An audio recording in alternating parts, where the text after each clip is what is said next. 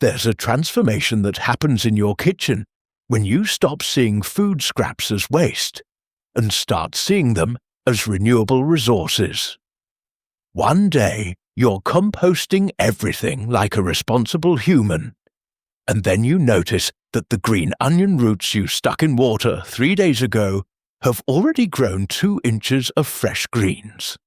Suddenly, you're doing math in your head about how much money you've been literally throwing away. It's not magic or advanced gardening. It's just biology that most people ignore, because we live in a world where buying feels easier than regrowing. I spend what some might call an unhealthy amount of time experimenting with kitchen scraps to see which ones will actually feed me indefinitely. If you want to understand which crops regrow from scraps reliably enough to change your grocery bill, and you're ready to stop wasting potential, hit that subscribe button and like this video if it opens your eyes to what's possible. When you think about kitchen scraps, what comes to mind? Maybe you picture soggy vegetable ends destined for the compost bin. Or maybe you're one of those environmentally conscious people who meticulously separates organic waste from recyclables. But here's what might surprise you. The people who actually build food independence in their homes aren't necessarily the ones with massive gardens or agricultural expertise. They're the ones who understand something that sounds almost too simple to be true. Your food scraps don't die in a straight line. They regrow like a snowball rolling down a mountain, starting slow and then accelerating until they become a continuous source of fresh produce. And there are specific crops that regenerate so reliably from scraps that the whole concept of buying vegetables starts to feel optional. Most people think about food consumption in a perfectly linear way. You buy a vegetable at the store, you consume it, you throw away the scraps, and that's the end of the story. Save $10 on groceries this week, you're $10 ahead. Buy $50 worth of produce, you're $50 poorer. It makes perfect sense, right? Except it's completely backwards from how plants actually work when you understand their biology. The reality is far more encouraging than most people realize, but it requires a shift in thinking that our convenience-obsessed culture doesn't exactly celebrate. We live in a world where you can get food delivered in 30 minutes, order groceries with one click, and basically never think about where vegetables actually come from or how they grow. The idea that you could regenerate food from scraps indefinitely sounds almost primitive to most people. But here's the thing that separates people who achieve food autonomy from people who spend their entire lives at the mercy of grocery store prices. Plants don't just die when you cut them. Many vegetables are perennials, or have regenerative tissue designed by evolution to survive grazing, harvesting, and harsh conditions. When you throw away the root end of a green onion or the base of a celery bunch, you're not discarding waste. You're throwing away a living organism that's actively trying to regrow itself. This isn't some urban homesteading fantasy or fringe lifestyle movement. This is basic plant biology that has been working for millions of years. The secret lies in understanding meristematic tissue, the growth zones in plants that can regenerate entire structures from minimal material. Most vegetables you buy at the grocery store still have these active growth zones intact. They're literally alive in your refrigerator, waiting for the right conditions to start growing again. Let me show you exactly how this works, because the mathematics of plant regeneration might surprise you. One purchase doesn't just give you one meal. With the right crops, one purchase becomes the seed stock for months or even years of continuous harvests. It's the same principle as compound interest, except instead of money-earning returns, it's plants multiplying themselves, and just like compound interest, most people either don't understand it or don't believe it actually works until they see it happening in their own kitchen.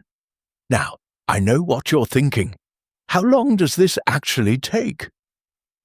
If you're used to instant results, the idea of waiting for anything to grow probably sounds about as appealing as watching paint dry. We live in a world where convenience is king, where patience is treated like a character flaw rather than a strategic advantage. But here's what might surprise you about regrowing food from kitchen scraps. Some crops show visible progress in 3 to 7 days, not months, not weeks, days. The reality is that not all scraps are created equal, and understanding this difference is exactly what separates people who successfully regrow food from people who try once, get discouraged, and give up. Some vegetables like avocados require patience measured in years. Others like green onions and herbs deliver results so fast that you'll actually believe the system works before doubt has time to creep in. Think of it this way. The fast-growing crops serve a psychological function that's just as important as their practical value. They prove to you that this isn't some internet myth or gardening fantasy. They show you that plant regeneration is real, it's reliable, and it's happening right there on your windowsill. Once you see those first green shoots pushing up from what you thought was garbage, everything changes. You start looking at every vegetable differently. So what makes a good beginner crop? There are 3 criteria that matter. First, it needs to regrow with minimal inputs. Basically, just water and light. No special soil, no fertilizers, no complicated procedures that require you to become a botanist. Second, it needs to show results in under 2 weeks. Any longer than that, and most people lose interest or forget to maintain it. Third, it needs to be nearly impossible to kill. We're talking about crops with such strong regenerative drive that you'd have to actively try to prevent them from growing. The top candidates that meet all these criteria fall into 3 categories. First, you've got your leafy herbs like basil and cilantro. These are crops that most people buy fresh every week or 2, usually spending $3 to $5 per bunch. Second, there are the alliums, green onions, scallions, and leeks that all regrow from their root ends with almost 0 effort. Third, you've got the celery family, which includes celery and romaine lettuce hearts. These aren't just fun science experiments to try once and forget about. These are vegetables that many households purchase multiple times per month, spending anywhere from $5 to $15 weekly on items that could be regenerating for free on a windowsill. The math starts to get interesting pretty quickly when you realize you're essentially choosing between throwing away potential or harvesting it. But here's the important thing to understand. This isn't about transforming yourself into some off-grid homesteader who spends hours tending a massive garden. This is about recognizing that when you buy fresh herbs or green onions, you're not just buying one meal's worth of flavoring. You're buying what's essentially a renewable resource that most people accidentally kill by throwing it in the trash. Let me show you exactly how this works with some real numbers that might surprise you. Imagine you buy a bunch of green onions at the grocery store for about 50 cents. That's what they typically cost at most supermarkets, sometimes even less if they're on sale. Most people use the green parts for cooking and immediately throw away the white root ends, usually still attached together in a little cluster. Instead of tossing them in the trash or compost, you take those root ends and place them in a small jar or glass with about 1 inch of water covering just the roots. That's it. No soil yet, no fertilizer, no complicated setup, just roots in water on a windowsill that gets some natural light. Here's what happens over the next 30 days, and this is where the math gets interesting. Within 3 to 5 days, you'll see bright green shoots emerging from the center of each root cluster. This is your first psychological win, the moment when you realize this actually works. By day 7 to 10, those green shoots are typically tall enough to harvest. You can cut them with scissors, use them in your cooking, and the roots will immediately start growing more. By the end of the first month, assuming you harvest every 7 to 10 days, you've gotten 3 to 4 cuttings of fresh green onions from those same roots. Each cutting is roughly equivalent to what you'd get from a fresh bunch at the store. So that original 50-cent purchase has already generated about $1.50 to $2 worth of green onions. Not life-changing money, but stay with me because this is just the beginning. Here's where most people make a critical mistake. They look at those numbers and think the returns are too modest to bother with. What they don't realize is that they've just completed the hardest part of the entire process, which is proving to themselves that plant regeneration actually works. They've built the foundation that supports everything that comes next. If you continue this process for 3 months, those same roots can typically produce 10 to 12 harvests before they start to weaken. That's $5 to $6 worth of green onions from a 50-cent investment. But here's the kicker that most people miss. Around month 2, if you transfer those roots from water into actual soil, either in a pot or in the ground, the root system gets stronger and the harvests actually accelerate. The plants establish themselves and start producing more robust growth more quickly. Over the course of a full year, that original 50-cent bunch of green onions can realistically generate $20 to $30 worth of fresh produce. Some people report even higher yields if they're diligent about maintenance and have good growing conditions. Think about what this means in practical terms. You're not just saving money. You're proving a principle that applies to dozens of other crops. This is your first milestone moment, the equivalent of hitting that first $100,000 in the investment world. It doesn't seem impressive yet, and it's certainly not going to change your life overnight, but you've just demonstrated that the regenerative system actually works, that patience pays off, and that plants really do want to grow if you give them even minimal support. Everything that comes next builds on this foundation. Remember how it took nearly 8 years to accumulate your first $100,000 in investments, but only 5 additional years to double that amount. The same principle governs your kitchen garden, and this is where things start to get really interesting. Once you've proven the system works with green onions, you're ready to move up to crops that regrow just as reliably, but with significantly higher value. Celery and romaine lettuce are perfect examples. A celery bunch typically costs $3 to $4 at the grocery store, and most people use the stalks and throw away the base. That base, which looks like a pale knobby chunk of plant matter, is actually a concentrated growth zone waiting to regenerate. The process is almost identical to green onions. You cut off the celery base, leaving about 2 inches of the bottom intact. Place it in a shallow dish with about ½ an inch of water, just enough to keep the base moist without submerging it completely. Put it in a spot with decent natural light, and change the water every couple of days to prevent bacterial growth. Within 1 to 2 weeks, you'll notice small yellow-green leaves emerging from the center of the base.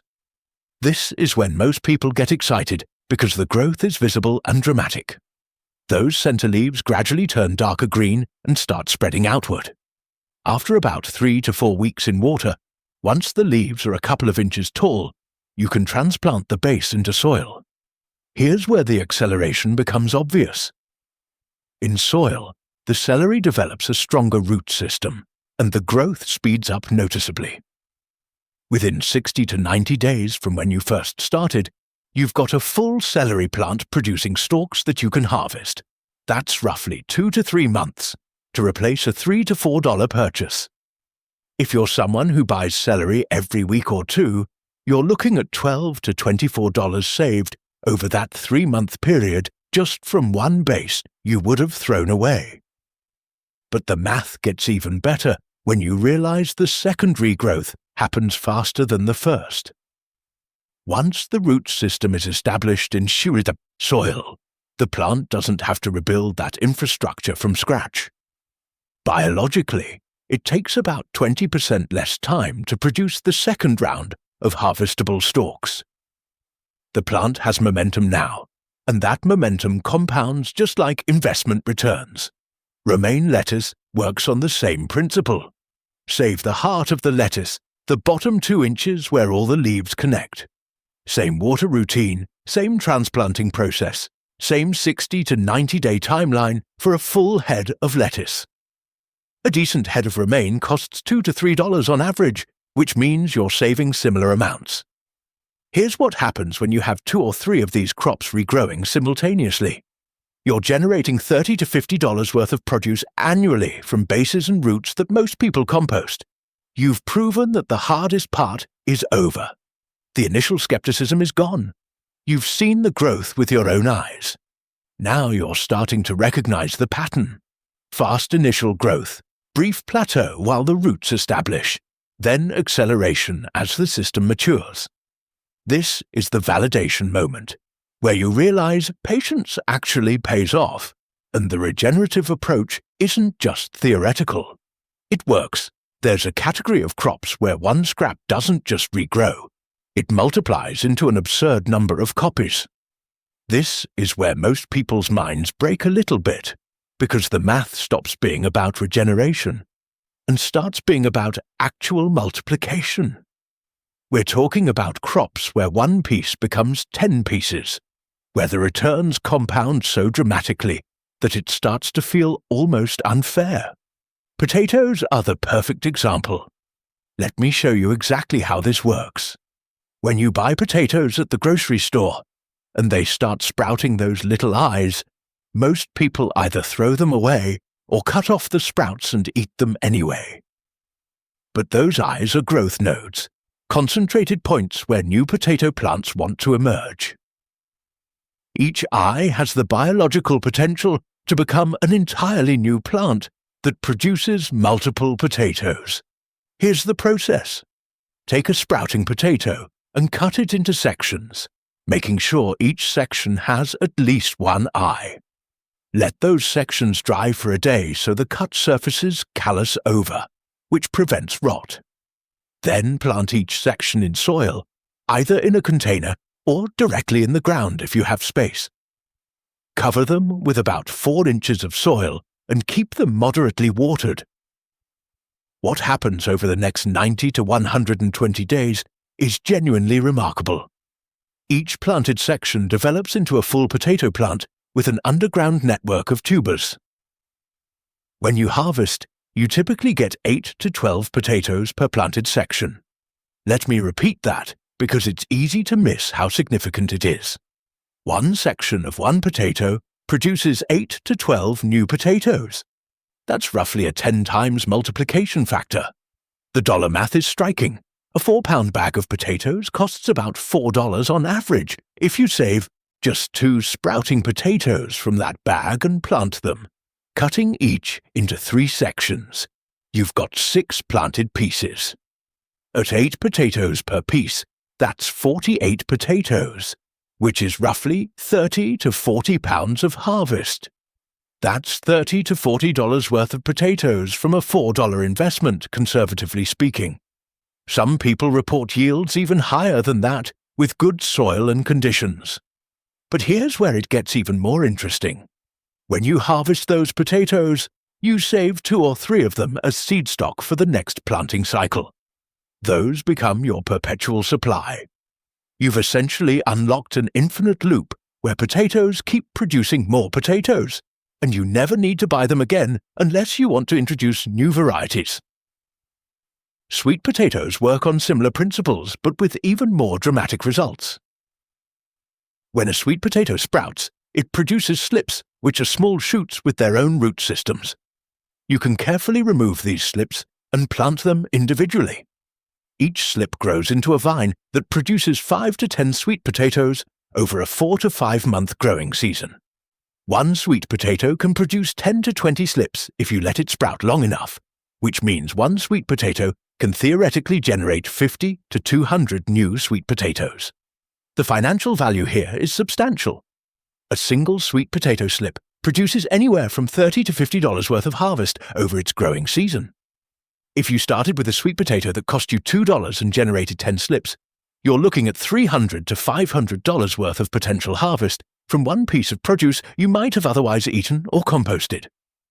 This is the exponential growth moment. The point where your kitchen garden stops being a modest money saver and starts genuinely replacing significant grocery expenses. You're not just saving $5 here and $10 there. You're eliminating entire categories from your shopping list. But there's something that happens at this level that's even more important than the money saved. Your entire relationship with food waste changes. Once you've got 5 to 10 crops regrowing simultaneously on your windowsill or in small pots, you start seeing vegetables differently. You stop thinking of them as single-use purchases and start recognizing them as renewable resources. An onion isn't just something you buy, use once, and replace. It's a biological system that wants to propagate itself. That celery base isn't trash. It's concentrated growth potential that will produce stalks for months if you let it. Every scrap becomes a decision point. Do I compost this or give it a chance to regenerate? Here's what this looks like in practical terms. When you've got multiple crops regrowing, you're generating roughly $10 to $15 worth of fresh produce every week without any additional purchases.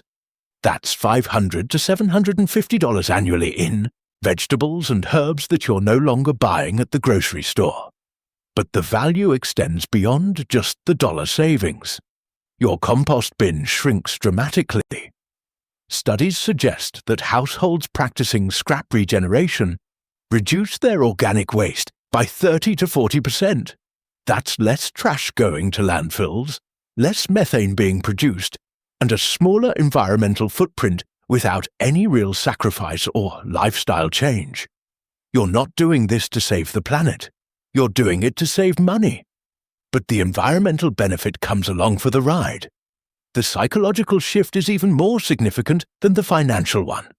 When you have crops regrowing, grocery trips become optional for basic produce staples. You're not dependent on the store for fresh herbs, green onions, celery, or lettuce. That dependency was probably invisible to you before, but once it's gone, you notice its absence. It's liberating in a way that's hard to explain until you experience it. Fear of food scarcity shrinks when you realize that even if money got tight or supply chains got disrupted, you could still have fresh vegetables. This isn't about preparing for some apocalyptic scenario. It's about the quiet confidence that comes from having options. You can still go to the store whenever you want. But you don't have to. And that distinction matters more than most people realize. Your relationship with risk changes too. When you're buying a $4 bunch of basil every week and it goes bad half the time, that waste feels significant. But when you're regrowing basil from cuttings, failure doesn't represent a financial loss. It's just a plant that didn't take. You can try again with the next purchase without feeling like you've wasted money. This willingness to experiment without fear of loss is exactly what allows people to expand their regenerative garden beyond the basics. This is what real food autonomy looks like, and it has nothing to do with buying land or becoming a farmer. It's about recognizing that most vegetables want to regrow, that giving them basic conditions to do so requires minimal effort, and that the cumulative effect of multiple crops regenerating simultaneously creates genuine independence from grocery store dependency. You're not off the grid. You're just not entirely on it anymore either.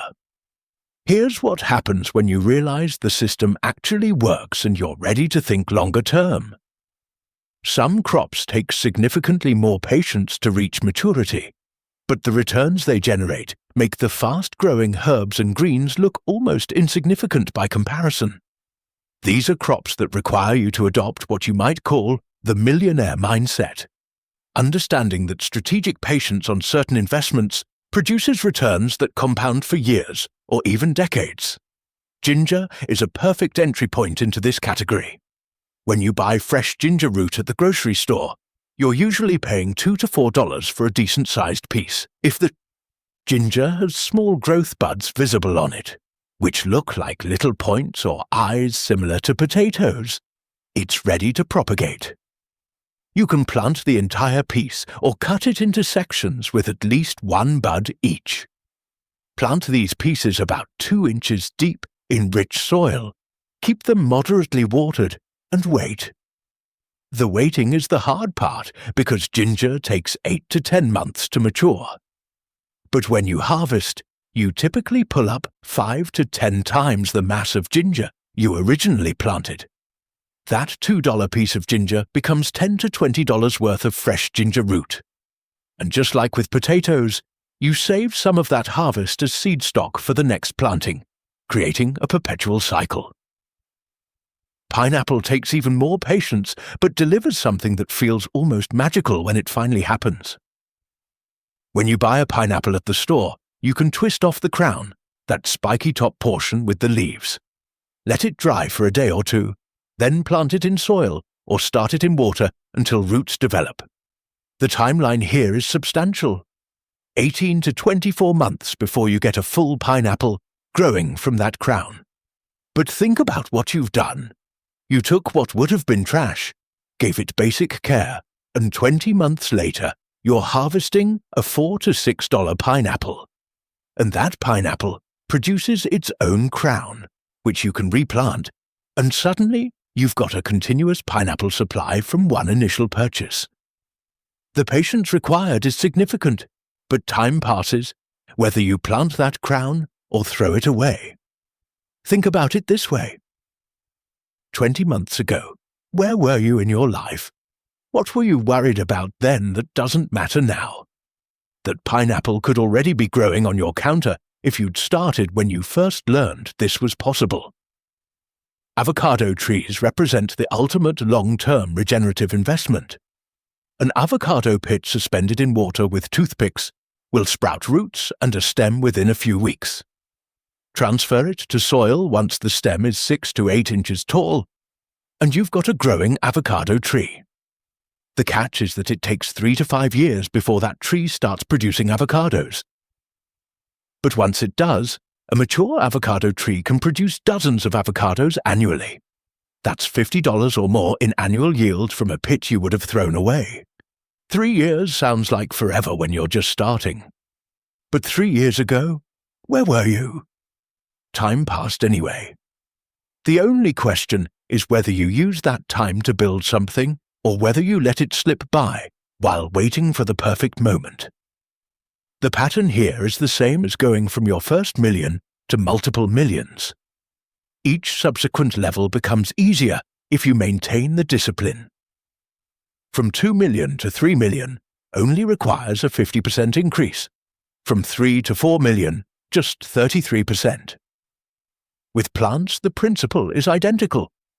Once you've established your fast-growing crops, adding slower crops becomes manageable because you've already proven the system works and built the habit of maintenance. Now, I know what some of you are thinking.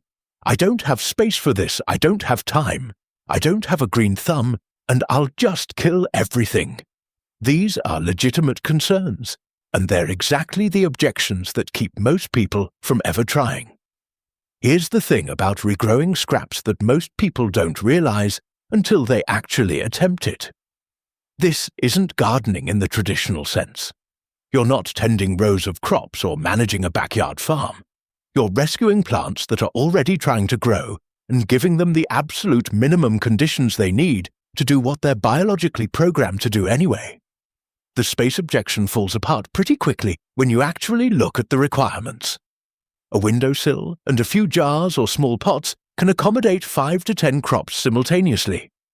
Green onions, herbs and celery bases all thrive in containers that take up less space than a coffee maker. You don't need a yard. You don't need a balcony. You need a spot that gets some natural light and access to water. Time is an even weaker excuse. Changing water in jars takes about 5 minutes per week total. Harvesting your crops as they mature takes another few minutes. You're talking about less time than a single trip to the grocery store to buy these same items.